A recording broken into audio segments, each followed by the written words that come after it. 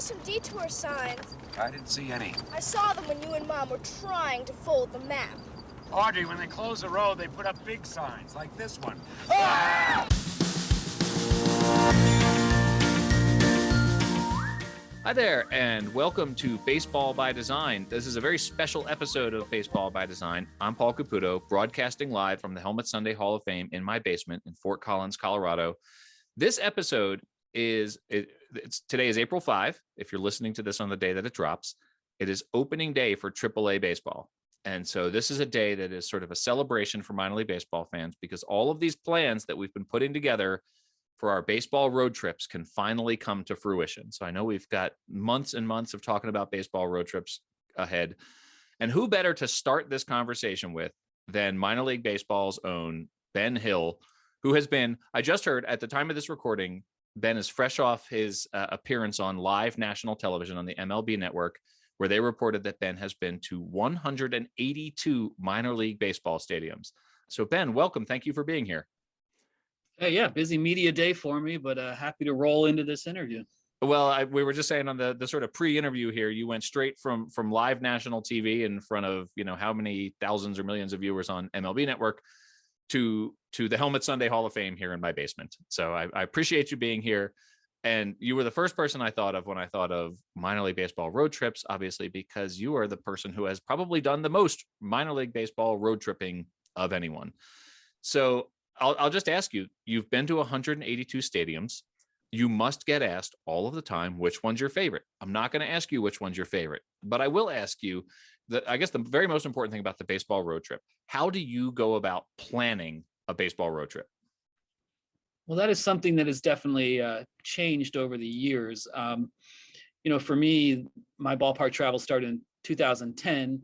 I'd become full-time writing for MILB.com in 2009.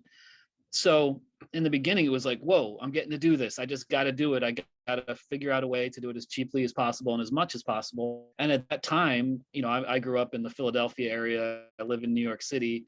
So at that time, outside of a handful of regional ballparks, I hadn't really been anywhere. So in the early days, it was just like, it doesn't matter. Let's go somewhere. And then my early road trips for many years were just, if I was hitting a region of the country, it was just like, how much can I pack in? And, the cliche with so many general managers or whoever I would talk to was like, should have been here yesterday, or can't believe you're not here Saturday. Because I would just rolling through on Monday, Tuesday, Wednesday, Thursday, Friday, Saturday, because my thought was there's so many ballparks to get to. I don't know how to do this coherently, so I'm just going to try to pack in as much as I can. And as you know, and anyone who devises road trip schedules knows, it can be a maddening experience because you just look at this itinerary in a certain region and see all these teams you want to hit, but then the home and away and game times, and then you're circling back or skipping one. And, then for me, kind of doing this more public facing, be like, how are you missing this ballpark? And it's like, do you think I wanted to? They're not home. They're home. They're gone for 10 days. I don't know what else to do. Yeah. So it's a maddening thing. These days, I'm a little more focused. I try to stay at the ballparks a little longer. I'm traveling a little less as a result of, I guess, one, having been to so many already. And, my son, Harry, was born last February, so he's coming up on 1 year old. So those more manic type trips I'm not doing anymore. So now it's saying like, well, where haven't I been? Or is there a really special reason to get somewhere and do it that way? But really for years, it was just kind of picking an area I hadn't been, trying to get as much as I could. Sometimes there were things around, my timing for a certain promotion or something, but for the most part, not even. It was just trying to get out there. And that was a big part of like the stories I tried to tell, is even though teams might not like it if I'm there on a Monday night, to me, I learned so much more, I think, seeing teams on off nights and the energy they brought to those nights, because to me, that's, I think, really indicative is, it's your show regardless. And the ones who put on a great show, whether there's 400 people in the ballpark or 4,000 or 10,000, I just think that speaks so much to a front office culture. And I felt in a way privileged to be part of a lot of off nights where things get a little weird, but there's still a great energy. How much of a factor when you're putting together a road trip, how much of a factor is the brand itself? If a team has a really cool new logo, something like that, does that play into, I have to get there because that makes it seem like it's going to be somehow a better experience?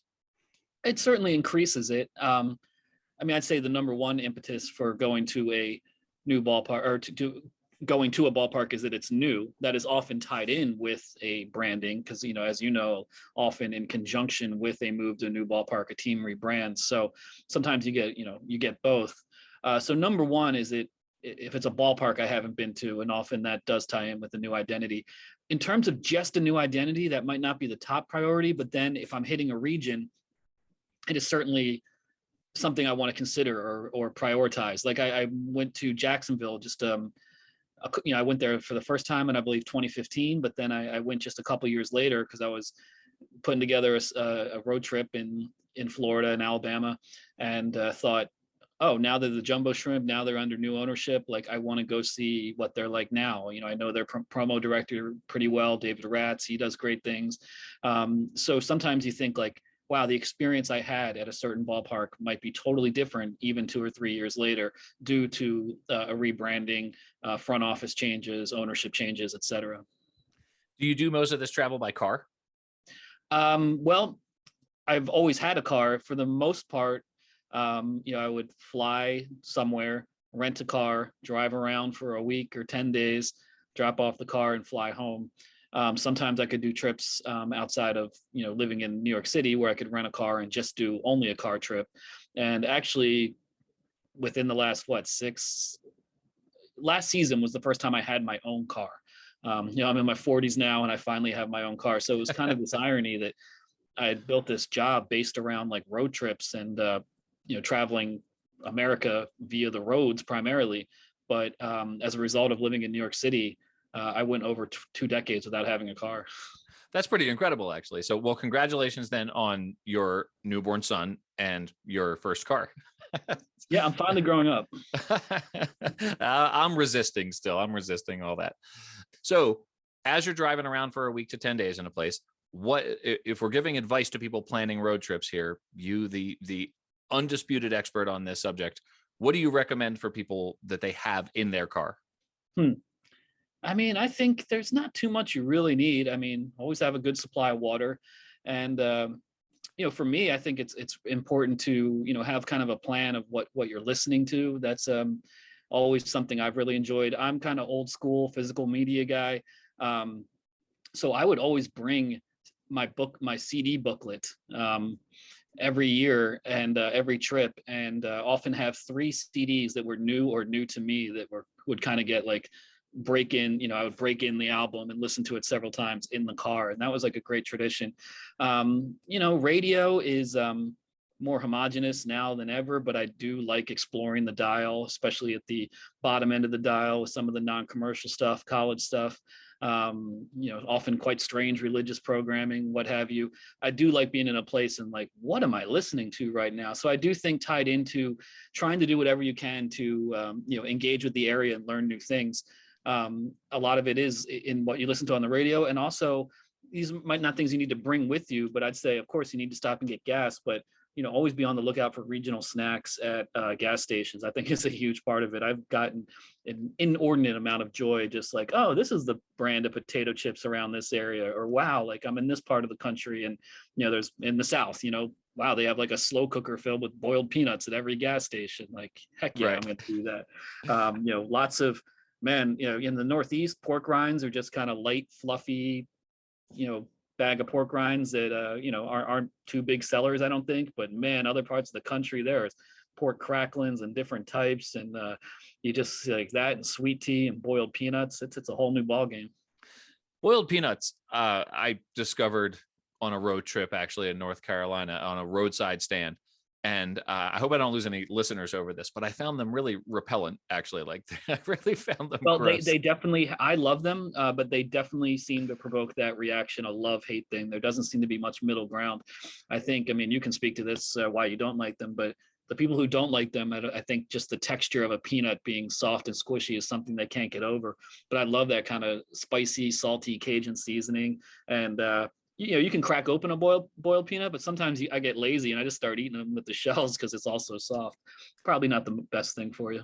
It was, that, my experience was, like I said, a roadside stand, and they were selling them in little like sandwich sized Ziploc bags, and they were not really seasoned at all. So it was, maybe I should give them a second chance some like 20 years later here, but that one experience was not great.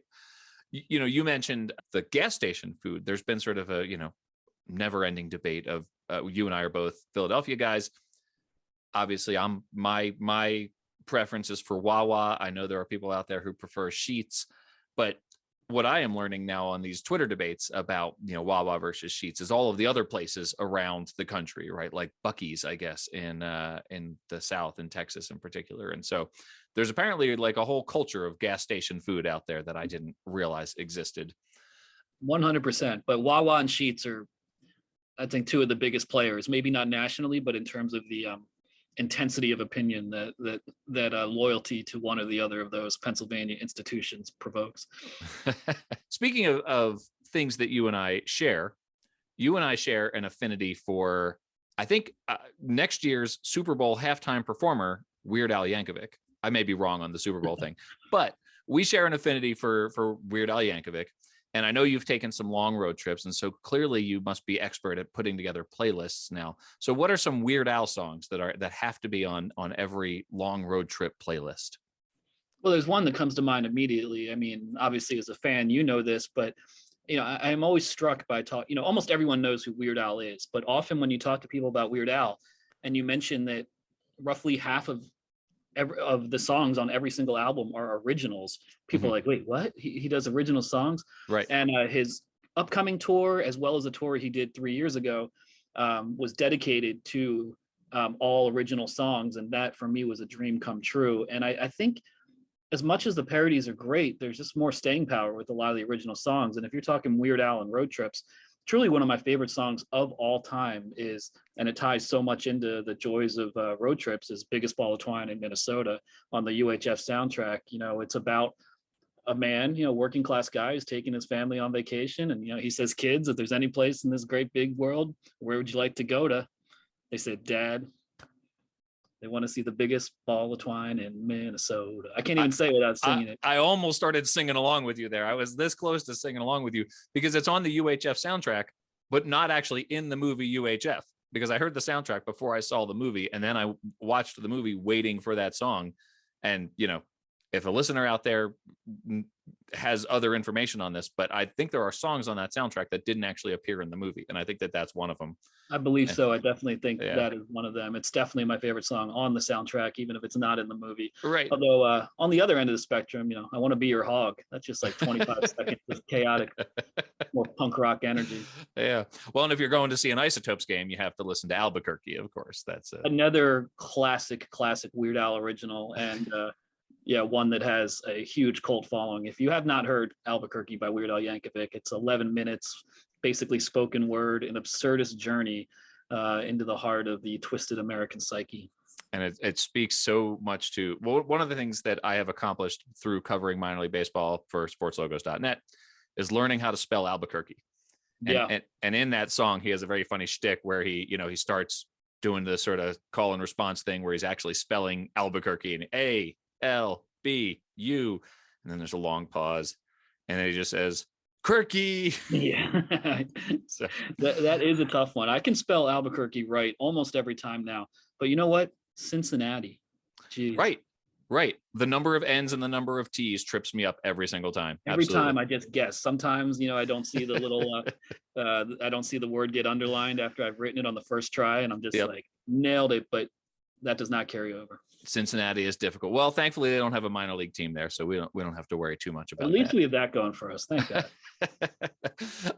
So on these road trips that you've taken, I think that part of the experience is not just the baseball games, which we all know they're the main reason for the road trips. That any travel that I do these days is baseball related for the most part. But when you're planning these road trips, are there most memorable experiences? Are there places that you like to visit that are actually, outside the sport of baseball? What are some memorable non-baseball experiences you've had on baseball road trips? Yeah, I mean, this comes with the caveat for me, which is one of the greatest frustrations of the way I've undertaken my road trips. And this is no complaint, it's just a reality, is that I haven't had nearly as much non-work related exploring time as I'd like, because when I go to a game and then I'm like working in the hotel room afterwards, usually up really late, sleep in a little bit, might have a checkout time at 11 or 12 the next day, have something I would need to write or need to file, and then this amount of time to the next ballpark. There's been way too many places where I felt like I didn't get a good enough sense. But certainly there have been places that I've had great times or had, time to really explore. Like when I did the Appalachian League, the entirety of the Appy League in 2016, I believe is it the Western Division, but all the teams in one of the divisions are within roughly an hour of one another. So I was able to stay in Johnson City for the entirety of, that entire visiting every team in the division. So just becoming familiar with a town like that and the things to do outdoors and the local businesses and going to the record store. I like kind of settling into a place like that and learning about a place like that. And sometimes, because the nature of a road trip is getting from one place to the other, a lot of time my favorite memories are things I've seen on the way. Colorado geography better than I do, and I forget the roads. But in 2018, the last two ballparks I had to go to finally have, been everywhere, was Colorado Springs and Grand Junction. And so I drove from Colorado Springs to Grand Junction with this sense of kind of excitement and triumph and career milestone. And then the drive there was just unbelievably gorgeous the whole way. And it just felt like a really exciting time where I was going to my last one on my list in this beautiful drive through Colorado. Similarly, Nevada between Reno and Vegas is just, once you get out of the urban areas, it's just wide open space, wide open roads, interesting, desert landscapes, but then there's mountains, and scrubland, and, weird little rest stops with critters like crawling all over the place. And then you hit these little towns, you're going like 75, 80 miles an hour with no cars on the road. Then you slow all the way down to 30 miles an hour and go through this little town with goofy tourist attractions, including the Clown Motel. And I just feel like next time I'm in that area, I need to spend the night at the Clown Motel, at the real place. That sounds terrifying, to be honest. I have done that drive that you're talking about from Colorado Springs to Grand Junction. And if you avoid the interstates and take the sort of the side highways, it's this spectacular, just incredible vistas. And I had a similar experience last year driving through Montana to see some Pioneer League games. Oh yeah, the Pioneer League is unbelievable. Yeah, absolutely. Yeah, it was incredible. And so so the driving itself is a huge part of that for sure. And so, I want to be respectful of your time. I did want to just ask you about, and I'll get you out of here on this.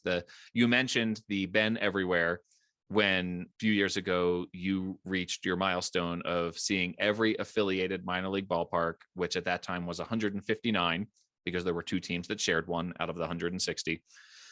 There are fewer ballparks now, but there's obviously going to always be new ones. Are there milestones since then, besides checking off whichever new ones come along in a year? Are there milestones since you hit that 159th ballpark that you're trying to achieve? Not so much like a more career defining milestone such as that one was. I mean, a lot of it just trying to keep that up, being the guy who's been everywhere. And in 2019, I went to the new parks that were on the scene. And then, even though there was less ballparks, no season at all in 2020, and then less ballparks in 2021 due to the reorganization of minor league baseball, there was also 6 new ballparks that opened last year, as well as 3 ballparks that were previously in the independent leagues that were now affiliated. So to me, it was this kind of irony of less teams, but as more new places as there had ever been in the affiliated scene. So I didn't get to all of those last year, and I still have Beloit and Sugar Land and St. Paul and Wichita on my list. So yeah, this isn't very exciting, but I think once you kind of hit something that for me was not something I ever really dreamed of when I first started traveling, it probably took me 5 or 6 years to realize like, oh, I could actually do this. My job is one that I didn't really have precedent and was kind of making it up as I went along, and it all seemed like I'm just going to keep riding this as long as I can. And it's been a kind of scrappy and strange endeavor. So to accomplish that, it was like, whoa, I really did it. And I would like something similar now in my career to shoot for. But right now, in a transitional time, personally and professionally, I'm just trying to like stay on top of what's going on and find new ways to do the kind of coverage I do, and just keep this thing going. Well, it's been a pleasure following you on Twitter and getting to have a few conversations with you over the years. And your pinned tweet is a conversation with Bill Murray that you had, which is really fun. So I would encourage everyone to go check out your Twitter account if they don't already. That Twitter account is at Ben's Biz, and Biz is with a Z on the end. Is there anywhere else where people should follow you online? Well, a lot of my material is currently compiled at milb.com/fans/BensBiz. It's kind of a good landing page for a lot of what I do.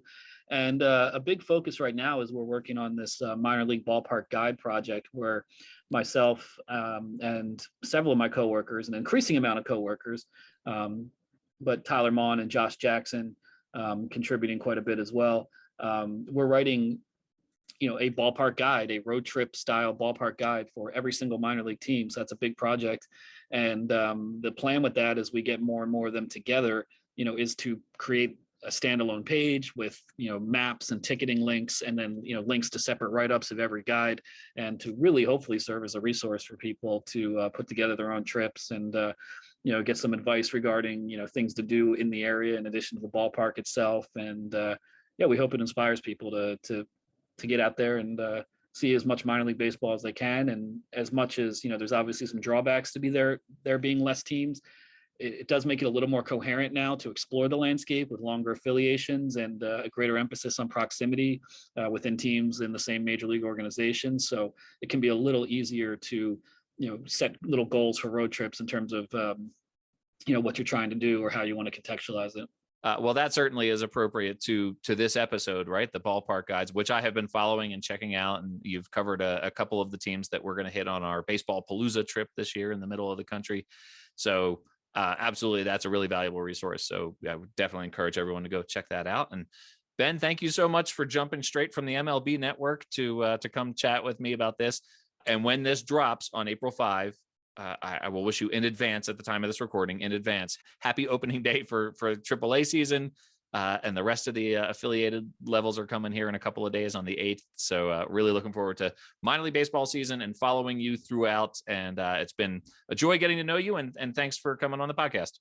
Oh, my pleasure. Great to speak with you and get to know you as well. And I really appreciate you, and you know who they are, everyone who loves minor league baseball, but it's been great, especially via Twitter, to see a community of people come together through a shared love of minor league baseball and road trips. And, I don't want to sound condescending, but sometimes I feel proud when I see people interacting and feeling like I can play a role in helping connect people who love exploring America through minor league baseball. And I know what you're doing with this podcast and your book, and just the energy you bring to minor league baseball is a really great thing as well. And we need as much of it as we can get.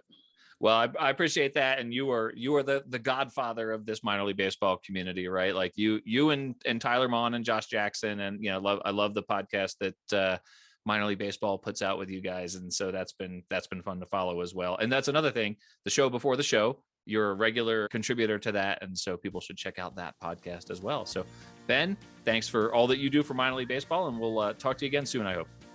All right. Sounds great.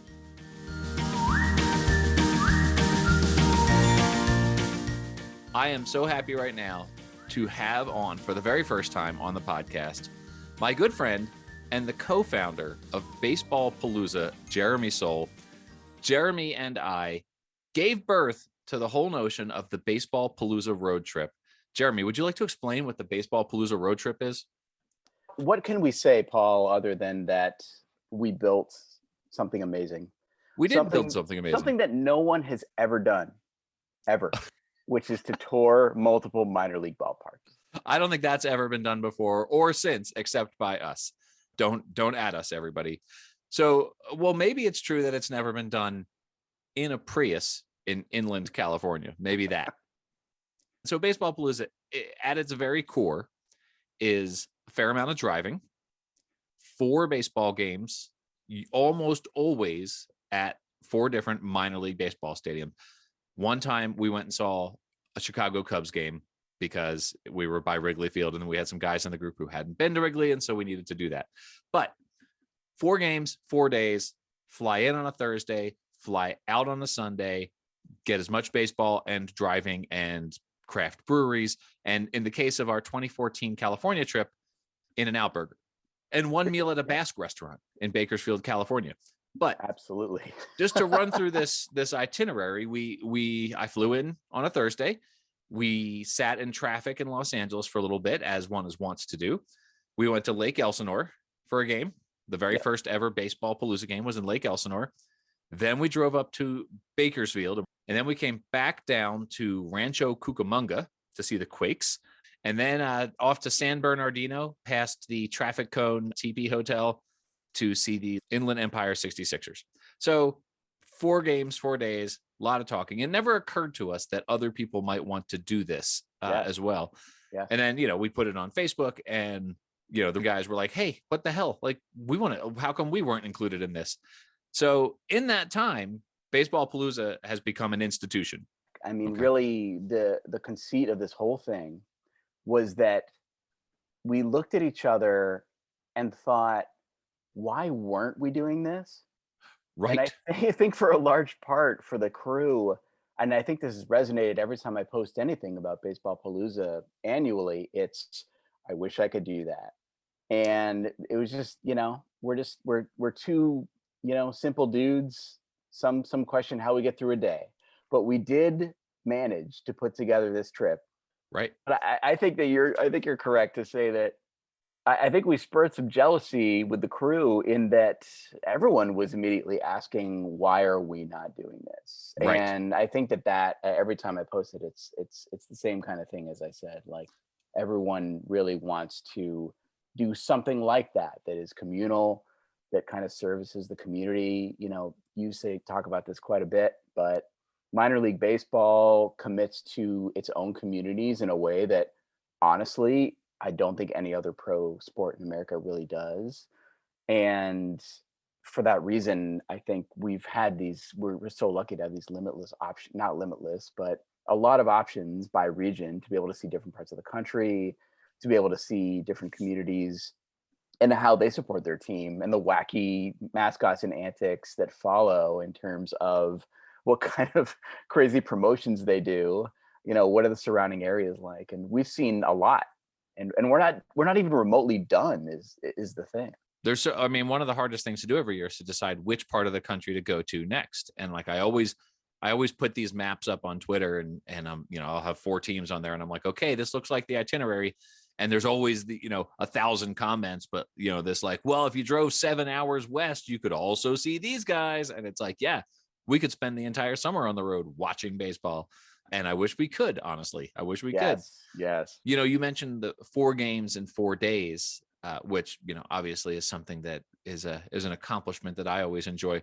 But we did in 2015, we did 4 games in 4 states in 4 days.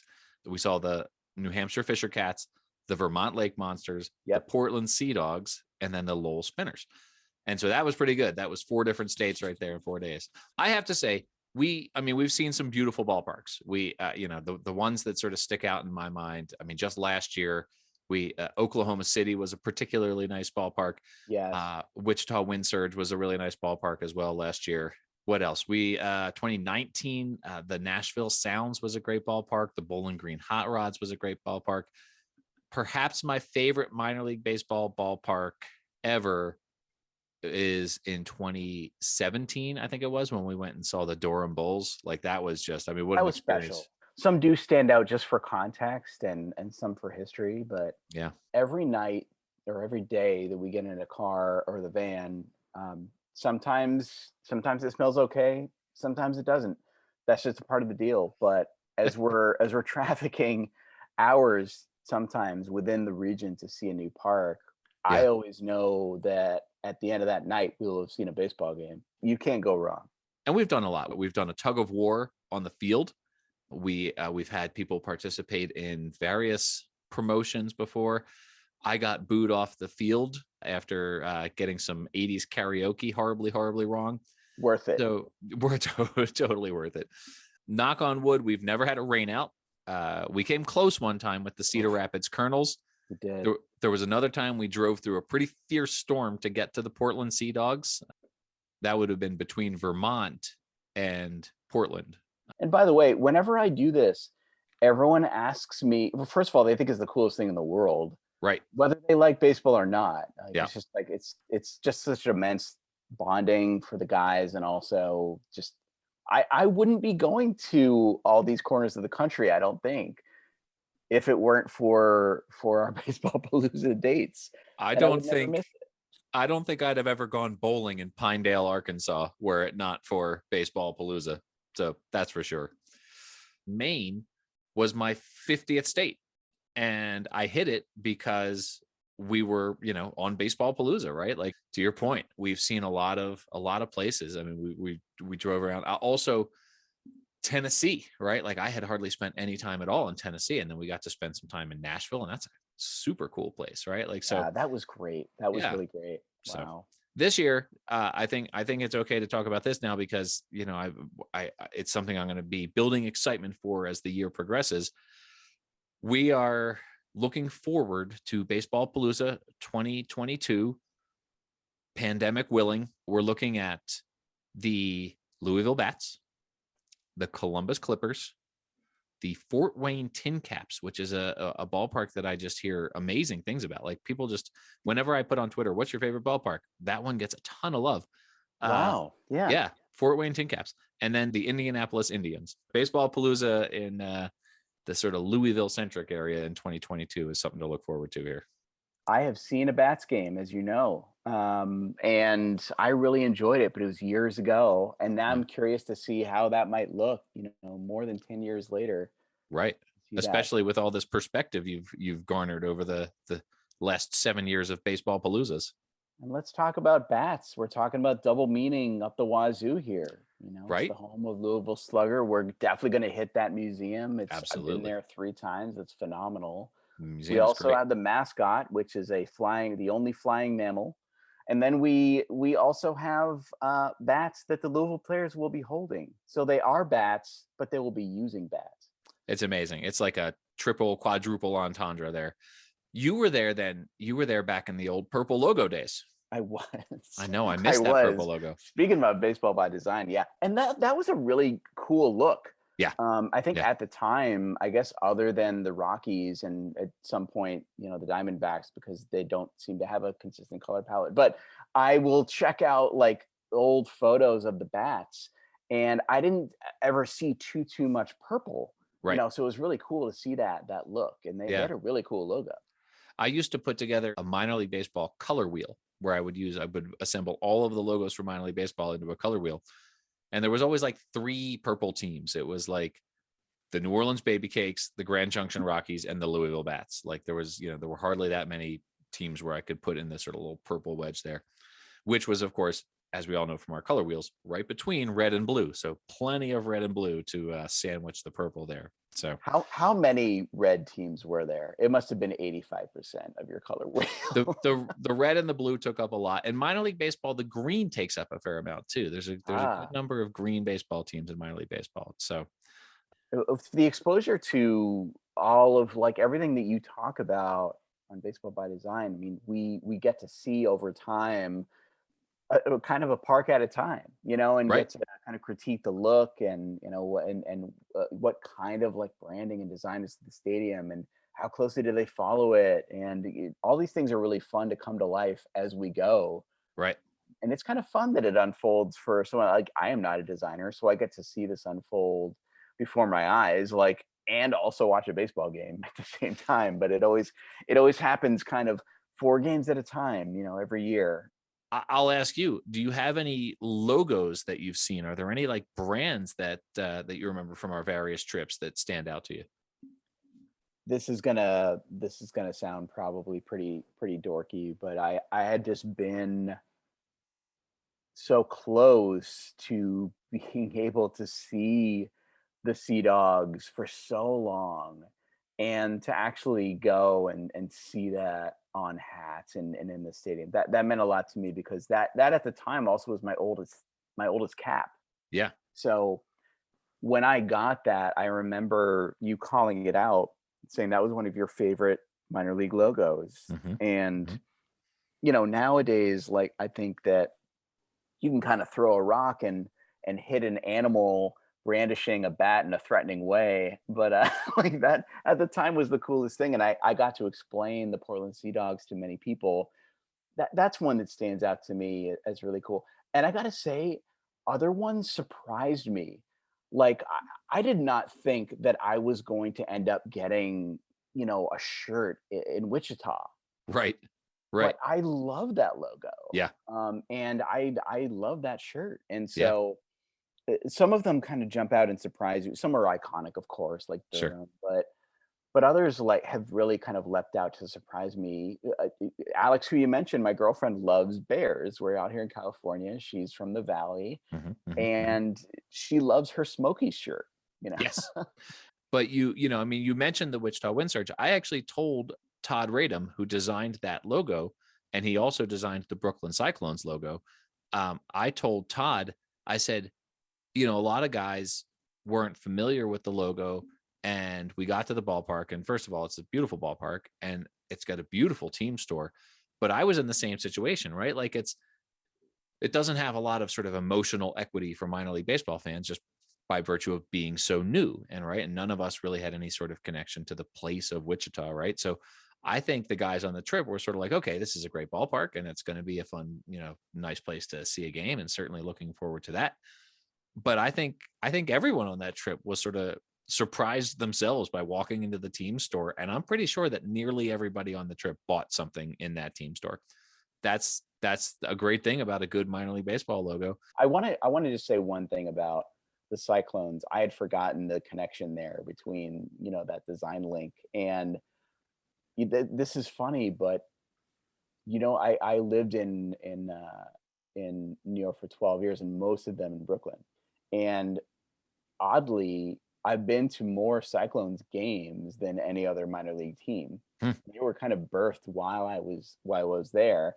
And talk about the power of a community around minor league baseball. You wouldn't necessarily think that kind of thing would spring up around the five boroughs, but when we would go to games, you just you take like the F&D to the end of you go to Coney Island and go to the games, and I wasn't too far in Park Slope, and I would talk to many people who they had sworn off of baseball when the Dodgers left, and they were not going to become Mets fans, and they certainly were not Yankees fans. You're right. And so over time, they gradually started going to Cyclones games because they felt like baseball was back in Brooklyn, and that meant something to them.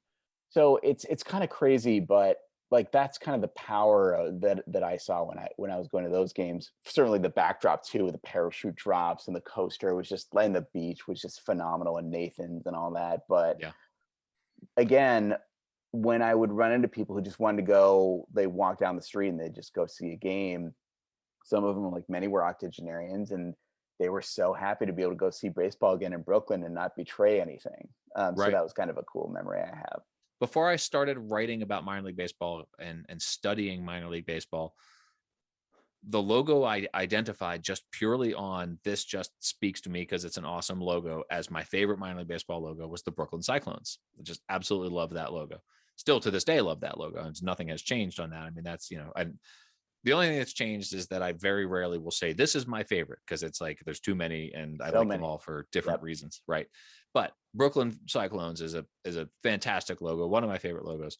The other question I was going to ask you though, one of my favorite things about Baseball Palooza is planning the road trip. It's like, I mean, literally months, sometimes even as soon as the most recent one has ended, I've got the Google Doc up and running. I've got lists of potential itineraries. I sit there. I have Google alerts set for when teams unveil their schedules so that I can see like which itinerary is going to work. So that I love the sort of planning stage of things. You are kind of like Ming Ming and Elf in that as soon as Christmas is over on December 26th, you are mapping out the next year's trip. So absolutely. We've talked about the camaraderie, right? These guys who have been friends for 25 years. The first time you and I met was on a road trip that involved 3 Major League Baseball games, where we left Atlantic City at 1:00 in the morning from a bachelor party, drove literally across the country nonstop, 4 guys to Phoenix, Arizona to see a Diamondbacks game. From there, we went to the Grand Canyon to Vegas, Vegas to Zion National Park, I was still living on the East Coast at that time, from Zion National Park to Denver for my first ever experience at Coors Field. And this was June of 2000. And then on the way back from all the way back to the East Coast, we stopped in Cincinnati to see a Reds game at not the Great American Ballpark, but the old like riverfront, I guess. So I guess what I would ask, what are the things about the road trip that appeal to you outside of just going to a baseball game? The drive itself will always, like between stadiums or when we went cross country, that's such a great memory you bring up. And I feel like that space between, there's something about driving and having a group on a road trip that's different from getting on a plane and just putting on like, this is dramatic, but you're just like, oh, put on my sleep mask and I'm just gonna like put on my AirPods and just be dead to the world for a few hours. Right. The opposite is true when you're in the van, and it's really all about catching up, connecting. If there's any lull in a conversation, some people might be asleep because it might be their turn to drive next, but just as often they're thinking of the next like great trivia question that Right. that the people will think off the top of their head about baseball and just post to the van, and people will be challenged obviously without their phones to try to come up with the answers. And those kind of little things are some of the coolest things I think between stops. I never mind when we've got a longer stretch between the parks, because I get those moments with you guys, and I also get to see a part of the country I've never seen. I mean, even this might sound dumb because I can't tell you how many times I've seen Field of Dreams, but when we were going through Iowa, there really is a lot of corn. I mean, Mhm. I really would never have guessed Right. just how much, but it's really beautiful, you know, and just those moments that you see part of the country you just Yeah. otherwise wouldn't are so cool. We saw all that corn on the way to a Cedar Rapids Colonels game. So Another great logo. Another great another great logo, logo, Paul. designed by Dan Simon, who has done so many great logos. To me, if minor league baseball is about communities, which everything about minor league baseball is about communities, the significance of the brands always reflects the something about the community, the place that the team has in the community, right? Like it's always in a way that major league teams are not. It's always a part of its community, right? Like it's always they're accessible, and they're always connected to local institutions in ways that I think the major league clubs are not. But for us on the road trip, right? Like whether it's the two of us in 2014 or the 12 of us that I'm hoping it's going to be in 2022, pandemic willing, that community just inside the van, right? Like, I mean, you said that, when you post about this on Facebook or whatever, and people are like, oh, that's so cool that you do that. One of the things I hear all the time is like the fact that we're still friends with guys who we've been friends with for 25 years. And it's baseball. That's the mechanism. That's the framework for those friendships. And that, we've done other things, right? Like we've had, obviously weddings and lots of trips to Vegas and other ways that we've gotten together. But this minor league baseball road trip is something that has kept this group of friends together in person. We always have the fantasy baseball and the text thread and everything where we're sort of communicating with each other. That's, let's be honest, mostly mom jokes, right? So this There have been a few. But this baseball road trip, right? Like is something where we get to experience the community of each other and also the communities of the places where we visit. Absolutely. So we play a game. I don't know who introduced this game to us, but it's an amazing game that garners a lot of attention from folks around us. This gang, the guys like to sort of gamble a little bit, but this is some pretty low stakes gambling, but it makes for huge entertainment in these ball games, where we use a random number generator in the van on the way to the ballpark, and we assign each person in the van a slot in the home team lineup and the visiting team's lineup. And basically, when your slot in the lineup comes up, if your guy gets a hit, if he gets a single, you get $1 from everyone else in the group. If he gets a double, you get $2, triple $3, home run $4. So what this amounts to is a lot of random cheering from us, a lot of standing up, handing dollar bills around. And I mean, we have like the most G-rated group in the world, right? Like, so our, like we're always like investing in a bunch of singles, right? We got to have single dollar bills. And people are like, oh, of course you do, a bunch of guys in a van. It's like, no. It's so that we can pay each other every time someone gets a hit at a minor league baseball game. Yeah, we've disappointed many a cashier with the actual reasoning to get $50 in signals. So we've had, we've had some great sort of heroic moments late in games. We've had meaningless home runs in the ninth inning of blowout games where we're erupting in cheers because or boos or whatever, because it meant, the exchange of a certain amount of money. Yeah, we get a lot of mileage out of our low stakes betting game, and you're right, it certainly draws the attention of pretty much like every family all around us. We got mothers covering the eyes of young children, like thinking something more nefarious than is actually going on is going on. But it actually does lead to more like late game heroics and redemption stories than you would think. Well, in one of them, the Vermont Lake Monsters, Chris Iriart hit a walk-off home run that netted me like $24, and the Vermont Lake Monsters a 4-3 walk-off win. So that was a fantasy team name. And the fantasy team name was the Chris Iriart walk-off for many years. The other thing that happened, we went and saw an Asheville Tourist game, and it was like 12-7 after 2 innings. Like there was a ridiculous number of hits, and so the money was just flying all over the place. And the thing is, there's always one guy in that situation who has $0, right? Golden like sombrero, right. 5 strike. Yeah, you could have 12 runs in 2 innings, and somehow your guy didn't get a hit in any, of the 3 times through the lineup. So Jeremy, as we start to wrap up here, do you have any final thoughts about road trips in general and or Baseball Palooza? There's 2 things I'll say. The first is that anyone can do this. These are the kinds of trips that I think people think of that are cool or put off. Like this is the trip that's like the can that gets kicked down the road, right? Right. Because you've got other priorities, but life is freaking short. And honestly, this is one of the things I look forward to most every year. And I know that when a lot of our brethren had really legitimate reasons to not go on, last year's with so many unknowns and families to consider. And this is, before kids could have vaccines. There was a lot out there that was really scary. And I know that to a person, they were just so bummed out that they couldn't do this. So that's the first thing I'd say, is that if you have ever had an idea to do something like this, put the word out with your friends and just do it. That's what we did, way back when. And then the second thing I'd say is that I don't have kids. I never will. But at the same time, I see some of these memories get built when we go. Like we'll see kids be handed a foul ball. By me. By you, Paul. You're a hero. Let's be honest. I am the hero who hands foul balls to kids.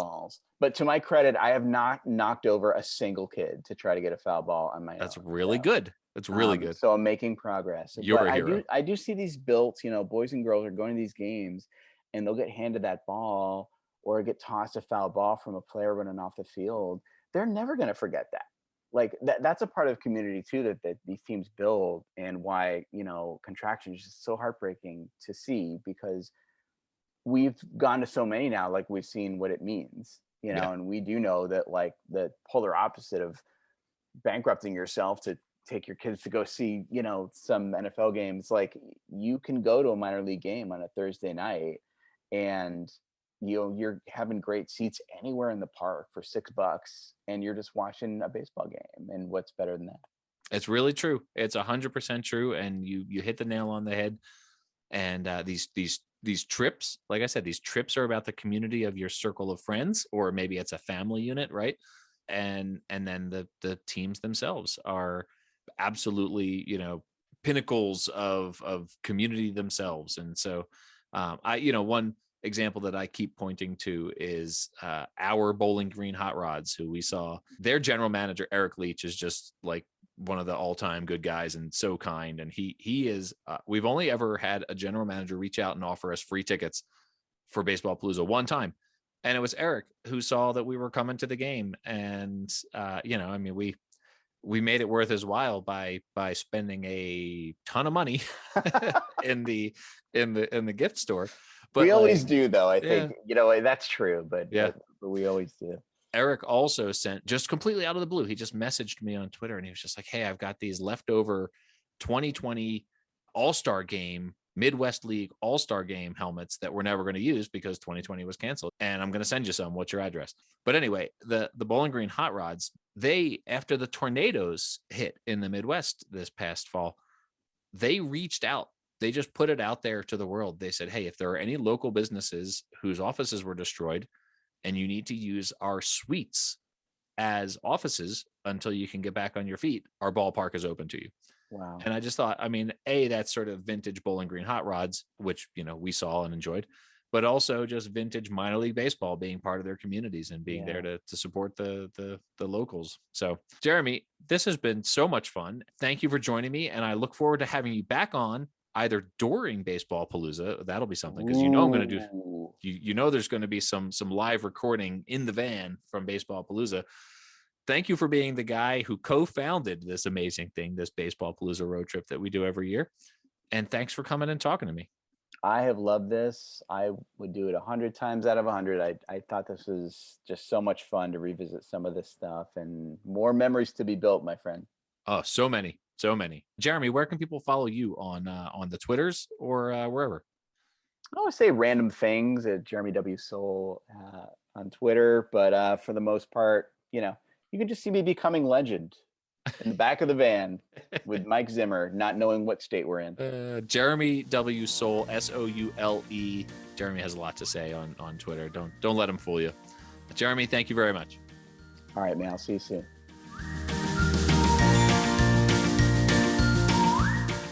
Welcome back, everyone. What a thrill right now to be joined by half of the duo responsible for the very most indispensable tool for baseball road trip planners. My friend Patrick Noote, who I had the absolute pleasure to meet during my road trip with my children last year through Montana. And Patrick and his business partner, Corey Nissen, joined us among many other friends at the Missoula Paddleheads doubleheader. I think it was July 2 of last year. We met for right around the 4th. And, little did I know when I started using the website that you and Corey produce, baseballmapper.com, which is essentially, at its core, a Google map that shows you where every professional and collegiate summer level baseball team out there plays.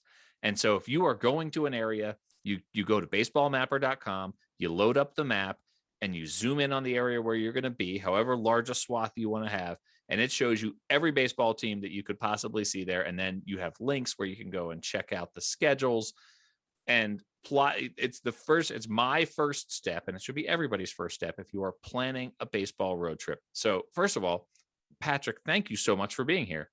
Any opportunity I get to hang out with you, Paul, is a blessing. I'm glad to be here, friend. Well, absolutely, right. And we have become friends on Twitter and that one time in person because of baseball road trips, and then obviously getting to know each other. And we had the pleasure of collecting broken game-used bats that the equipment manager for the Paddleheads was bringing us during that game, right? And so all these kids are. It helps to know a guy. We got to know a guy. I feel like we knew about 6 guys at that game. That was really very helpful. So before we talk about Baseball Mapper, let's just talk about that. You and Corey travel for baseball a lot. I mean, it's essentially what you do. So it was not entirely by happenstance, but it wasn't, 100% sure thing that we were going to meet in Missoula. How did you get to Montana last year such that we could hang out at a baseball game? All right. So it's funny you should mention because you played a role in us ending up in Montana. An invite comes out from now our mutual friend, Glenn Wieger, who kind of wants to get together and assemble a collection of baseball social media personality / good guys. Just get some people together who are on Twitter, hanging out, having fun, talking baseball. And somehow we made the list. And I remember being like, this is cool. Like, we got invited to go to Montana of all places. And I remember Corey telling me like, well, I mean, are we really going to go to Montana? I'm like, I don't know, man. It's so far away. We're in the Chicagoland area. So we're looking at, this is a plane ride at the very least into an area we've never been. We don't know much about. I don't know anything to do around Missoula. I don't know what kind of airport they have in Missoula. I don't know any of that. But when all of a sudden people started kind of RSVPing and getting back to Glenn seemed like a really nice guy, but I'm like, I don't know if we can commit to it. And, we got to also try to see if our friends want to kind of go on this trip too. It's what we do every year is get our friends together. But then all of a sudden people started RSVPing. Eric, the peanut guy, RSVPs to go.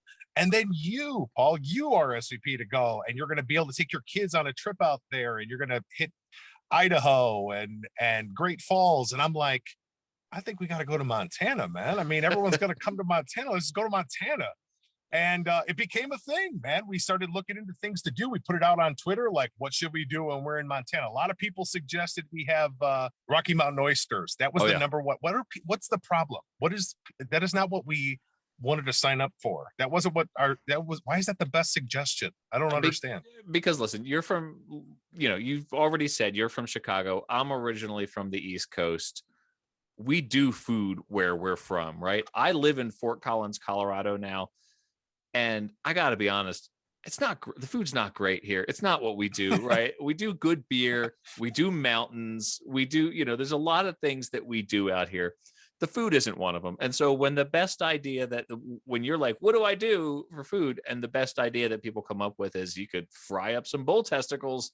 Like that gives you an idea of what people are talking about out here in the mountain time zone. So I was nervous. As to what to expect, but man, it turned out to be a great trip. Well, so yes, so it's a beautiful, like I said, we do scenery, right? We've got the scenery out here, and we drove up there. We hit the road at like 6 a.m, and we drove to Billings on our first day. We were there by like lunchtime, right? Like it was, the 7-hour drive. We just, there's no traffic. You just blew right through everything.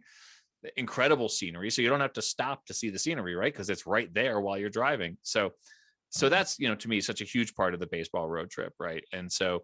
And sure enough, I got on baseballmapper.com to see, okay, who plays up here. I mean, this is the old, still the Pioneer League, used to be, short season low A ball. Now it's an independent MLB partner league. Still great baseball, great stadiums, great experience. I got to throw out the first pitch in Idaho Falls, which was an absolute joy for me. Super cool. So cool. I mean, those guys were so nice. And all of these teams, you reach out to them, you let them know that you're coming. And they're so welcoming and opening because, they're just, that's what minor league baseball is. It's all about the fan experience. So anyway, baseballmapper.com. I have to, I just want to sing the praises of this, and I want to find out how it started and, what it is that you guys are doing, what you have down the line. So where did the idea for creating a website that was essentially just a free resource for people to use to find ballparks, where did that start? So it sounds like, just based on the way you describe your situation with your friends in Baseball Palooza, your role was a lot like Corey's role. He is a data scientist by day. So he is all about spreadsheets. He's all about putting together itineraries, finding different resources. And then I would help out. A lot of times I would, on some of our earlier trips, I'd be, tasked with collecting the tickets, right? If we're going to be out on the East Coast and we're going to be able to do Philadelphia and Pittsburgh in a weekend, I wanted to get us the best tickets we could get at PNC Park. I wanted to find those things. So that's we kind of partnered together for our friend group and kind of work on this. Well, over the time that we've been doing it, like, for example, when we did Georgia and we went to Atlanta, we're like, well, let's see if we can fit in other baseball on that trip. And we did a lot of things. There's a lot of historical sites to see, like Martin Luther King's historical site, and a lot to do in Atlanta. But we also went to, at the time was the Gwinnett Braves, and kind of partnered that baseball. And we're like, okay, so like maybe we can start partnering more baseball on the trips. Well, you go to some places and you have a real hard time finding other baseball. And it wasn't until we were going to Houston, it was a Houston trip, that we were looking for more baseball options, and we came up with the Sugarland Skeeters, but they weren't in town. So we're like, man, it'd be great to find more baseball. And then after we're both doing searches on our phone, we're both looking feverishly on our phone, and we come up with the Brazos Valley Bombers, Texas Collegiate League. Awesome. I had never even heard of that. I didn't even know what that was. Right. And tickets are like $5. They play in Bryan, Texas, College Station. And I'm like, how many other leagues are there out there that we don't know? Collegiate summer leagues, for example. We have one by us, the Kenosha Kingfish. Yeah. And so we're familiar with the Northwoods League. I'm like, I wonder if there's other Northwoods leagues like this. And sure enough, we started finding a bunch. And so I remember Corey reaching out to me and saying, I think I can work on a website. And I'm thinking, that's crazy that, I can build a website. And he's like, but it should center around, let's find all the baseball and put it all in one place. I said, there's nothing like it. Minor League Baseball had something like that for a long time, a geography map of the affiliated parks. Yeah. But that was as much organization as you really had. The rest was just, fending for itself. Yeah. And so our goal was to kind of put all those places on one map. If you can get a ticket and go check out a game, whether it's out east in the Cape League or even up in Alaska in the Alaskan Baseball League, it should be on one map. And that's what we set out to do. And damn it, that's what we did. We wanted to unload it and release it on 2020 to start the season, 2020. And then, of course, the pandemic hit and we had to come up with some alternate plans. But that's how we started meeting people like you, by putting the word out there on social media. And so that's kind of when it first dropped, was in 2020. The coronavirus pandemic was good for something, and it brought us all together. If there's any silver lining you can find out of that disaster, that's worth exploring, right? So, well, I noticed, I was looking on here now. I mean, I'm just, check out Colorado. I mean, the mountain time zone, we were just talking about Montana, but the mountain time zone is a little sparse when it comes to professional and collegiate summer level baseball. But you already have the Northern Colorado Owls on there, who are moving here from Orem, Utah. And so that's going to be, they're about 20 minutes away from me, already planning a road trip. Our mutual friend, Ed Rivera from the Dad Hat Chronicles, he and his family are coming out here in September. And we're going to go see, we're going to see the Northern Colorado Owls. We're going to see the Rocky Mountain Vibes. We're going to see the Colorado Rockies. James Christopher is coming out, and he's got a tour that's going to take him through parts of Colorado and up into Wyoming. So he's going to swing through Fort Collins. We're going to see the Rocky Mountain Vibes together, and we're going to go see the brand new Gem City Bison up in Laramie, Wyoming. So it's been fun to check out this map and see these places that we're going to go see here in upcoming road trips. You don't just do the map, you actually are a road tripper. So obviously we talked about our Montana trip last year, but what do you have in store this year for 2022? I'm glad you asked. And it's changing daily. So the first trip of the year actually takes us back to Alabama. Last year, our first baseball trip of the year was to see the Bananas put on their One City World Tour. Right. In Mobile, right? The One City World Tour. And it was great. They printed out like concert shirts that just had Mobile all over the back of it. Hilarious. That's just Savannah Bananas. If you've never seen the Savannah Bananas, you travel wherever they go. And it isn't just in Savannah, Georgia, although I've seen them there. Yeah. This year, when they released their tour, and they've continued to add stops along the way. When they mentioned that they were going to go to Rickwood, the oldest ball field in America, I was like, we gotta go. So that puts us back in Alabama in April, just like last year, to see the Bananas and see their exhibition style of play and banana ball. I get to bring my glove, try to catch a foul ball, and record an out in the game. That's one of the banana ball rules. That's a fantastic rule. So I love it. It is. And I'm gonna try, man. I'm gonna get out there. I'm gonna try to catch it. And I'm not giving it away. So that's one thing. And then we're thinking we have the good fortune on our way down there. We're gonna pass through Madison, Alabama, and the Trash Pandas are at home. And I've been through that city I've stopped and picked up a hat. I've seen the ballpark, beautiful new ballpark. I think it's Toyota Field or whatever it is. It's gorgeous. But they're in town, and it just seems like an embarrassment of riches. So we'll probably knock out Trash Pandas and the Bananas early April. And then the only other thing we have on the calendar right now was another invite from our friend Glenn it's like, hey, how about we get the whole group together again and let's go try Jacksonville, Florida. And it's like, hey, bro, nice for you to reference your hometown. Yeah, I guess we could all head there.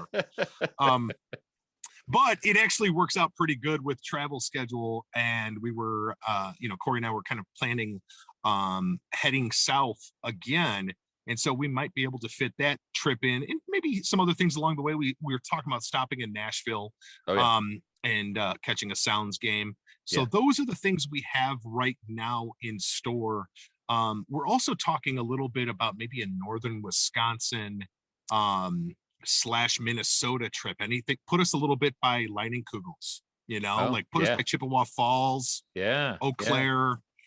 Do a little bit of that. We might get a Wisconsin trip in this year and kind of have a little fun in the outdoors area. Wisconsin, Minnesota area has got a lot to offer. So that's a great way to approach that too. Getting to see parts of the country that you would never see. My 50th state was when I went to a Portland Sea Dogs game in Portland or in Maine. I had 3 meals. We were there for 24 hours. I had 3 meals. All 3 of them were lobster rolls. So it's, that's awesome. I'm experiencing these parts of the country. One of the things I have not done yet, but as my sort of circle of Twitter friends grows and sort of people who I know at all these places, the idea, Baseball Palooza, I love because it's 10, 12 guys. We went to college together. We've known each other for 2.5 decades, right? Like, so it's just, it's an amazing way to travel and see baseball. But I was looking, and I just put this out on Twitter recently. I was looking at the idea of taking a trip by myself, flying to the Pacific Northwest and seeing as much baseball as I could in like a long weekend. In Portland, see the Portland Pickles and the Hillsborough Hops, and then go up to Seattle and see the Seattle Mariners, in spite of everything Major League Baseball is trying to do to us right now, and the Dub Sea Fish Sticks. So 4 teams, Pacific Northwest, and I might do it by myself because I feel like there are people who I know now in all of those places who would either come join me for a game or, people who I've gotten to know through doing this podcast and writing for sportslogos.net, who I could just hang out with. Like, I'd love to go just hang out with Justin Mosier at a Dub Sea Fish Sticks game, right? Like the general manager of that team. So one of the things your website has done for me is that exactly, right? Like, to let me look at parts of the country where, hey, maybe I'll go by myself. My kids are going to be away for a few weeks this summer. Maybe I'll just go somewhere by myself. Another thing I wanted to mention about baseballmapper.com, because you mentioned Rickwood Field, which is high on my list. I've never been. I would love to get there. But one of the things that you all do on your map is you identify sites that are not just ballparks. They're not just stadiums for baseball teams. And you identify sites, museums, historical sites, the Hall of Fame, the Negro Leagues Museum. And at Rickwood Field, one of the places I would love to go is the Southern Negro Leagues Museum that is basically adjacent to that ballpark there. So that's another helpful thing in planning road trips using your website there. Obviously, you're going to be right there. You're going to stop by that museum, yeah? Absolutely. It was something that I thought about once we started getting these things on the map. Last year, we kind of sent out, I think it was a tweet to say, what other places we've added some places to the map that are historical sites and museums, places of interest. What other places should we add? And I want to say that museum came up as a recommendation, as well as like I want to say, like, I think it's the Ballpark Museum that's in Denver. Some, so the fan base, and our Twitter fans and our friends that we've made on social media have kind of offered ideas. And that's really kind of what the map is for too. It's truly collaborative. It's like, you tell me a team that we don't have on there or something we need to fix, we'll add it, and the goal is that whether we have to update a logo, or if a website link isn't correct, or if there's another recommendation of something else, we're always trying to fix it to make it to where it's easier for people to get to baseball. And so those are the things that we want people to be able to see too, because if you're a baseball fan and you're going to Rickwood Field or you're going to Coors Field, you want to stop there too. You should know that this other baseball thing is right around the corner. And so, yeah, that is definitely something that we're looking to do, and always add more to it, and trying to shine more light on those things as well. Things like the Negro Leagues Museum, that, we went there last year as a part of our trip to Kansas City. I know you went there too. Mm-hmm. And we were so fortunate when we were there. We walked in and Bob Kendrick, the president of the museum, is there kind of introducing himself, welcoming us into the museum because we're opening the museum at 10 a.m. And he walks in and he starts talking about the museum, and he spends 15 minutes talking, and I get tears in my eyes listening to him talk. He's so passionate about it. And I'm like, that's incredible. I can't believe we got to get a little introduction from Bob Kendrick. And then he went on to walk us around the place for an hour. And it's we got a guided tour from him. And those are the kinds of things we want people to be able to find. You got to go find these places so that you can see something special. And it might not be, at a ballpark. It might be something different, like a museum or something too. Bob Kendrick is just a special human being. I mean, he is just, there's a reason that he has just exploded all over the world of baseball media, right? I mean, you see him everywhere. I'm actually very proud to say, I can't reveal any further details here, but I've got Bob's cell phone number in my cell phone. So it's nice. When I interviewed contact him, to have. Absolutely, right? I interviewed him for a Sports Logos article.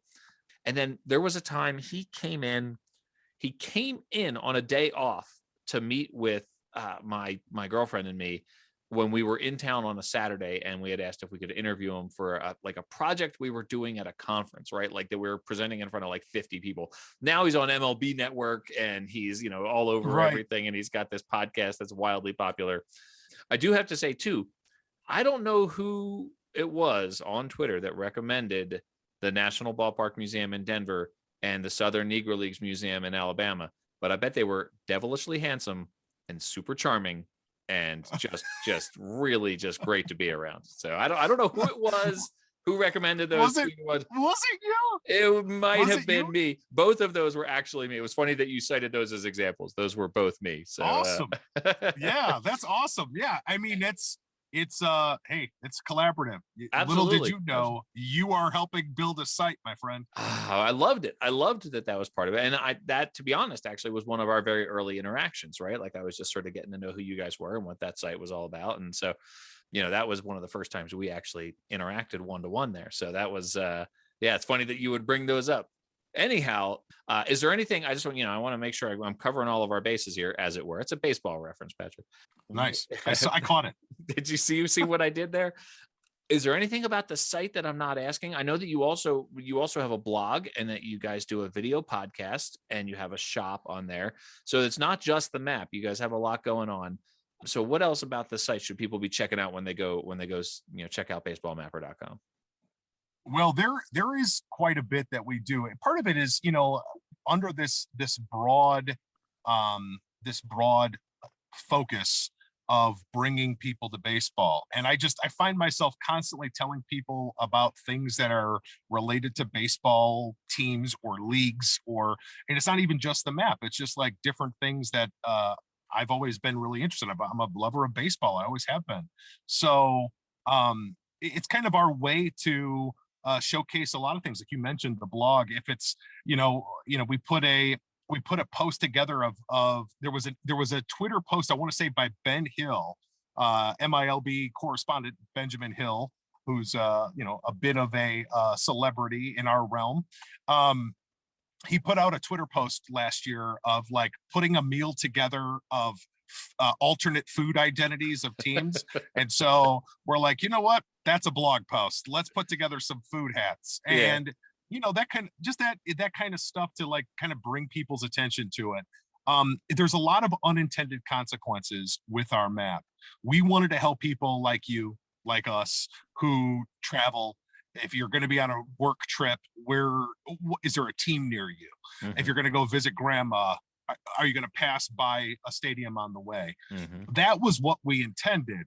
What we didn't know is how many people would use the website for different purposes, because they, can find our YouTube videos and see baseball movie reviews that we do, a baseball documentary review or something, Right. Or people clicking on all these teams and opening them up, and all of a sudden now they're on their website and they're buying hats of their favorite teams. Right. We didn't anticipate that. That just kind of has happened.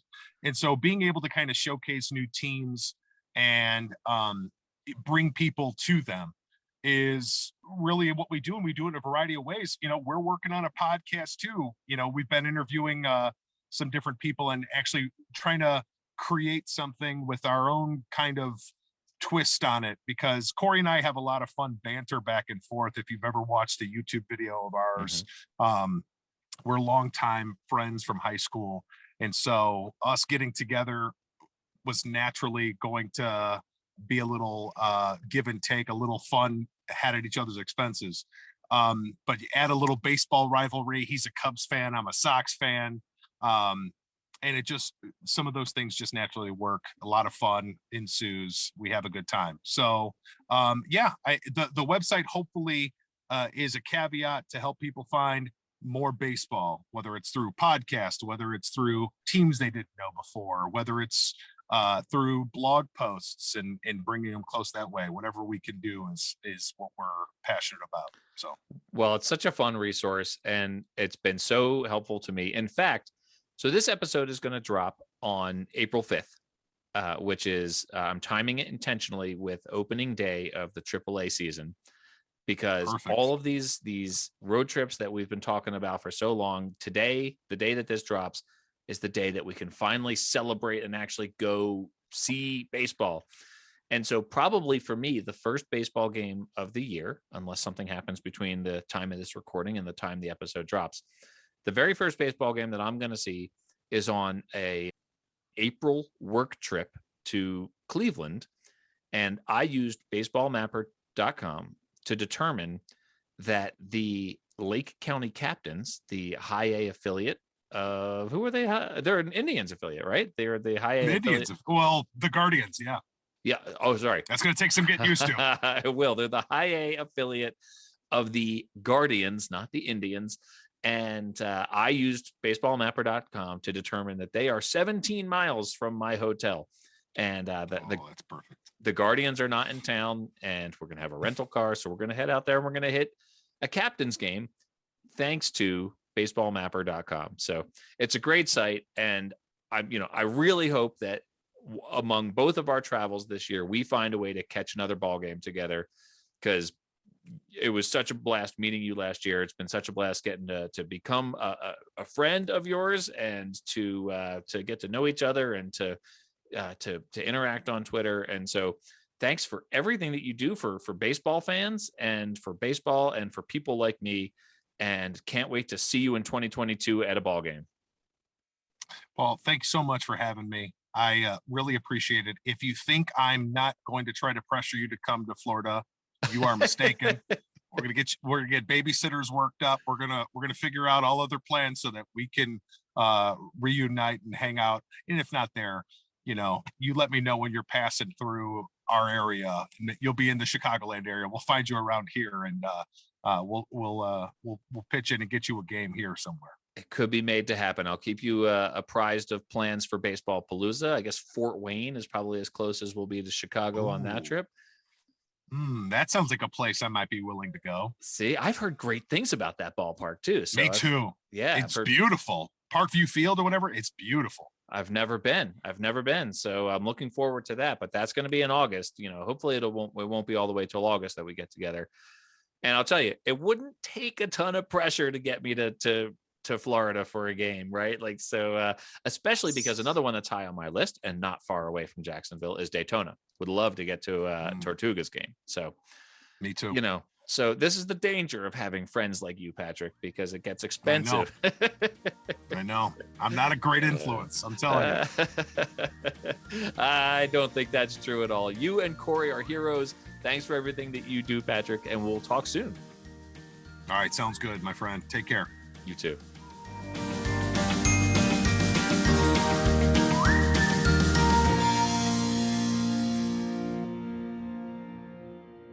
Sorry, folks, park's closed.